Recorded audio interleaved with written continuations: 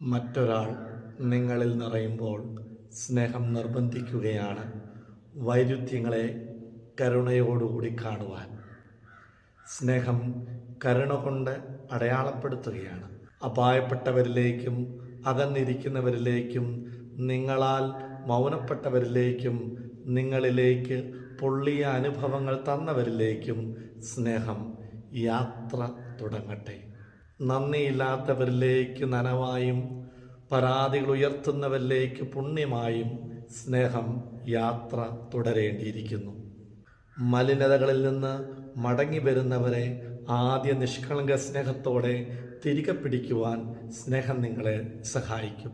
കാരണങ്ങളില്ലാത്ത ക്രൂരതകളോടും കരുണയില്ലാത്ത കഥകളോടും സ്നേഹം സംസാരിച്ചു തുടങ്ങണം.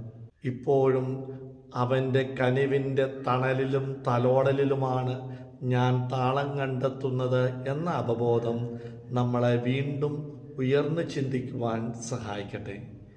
ദൈവം അനുഗ്രഹിക്കട്ടെ.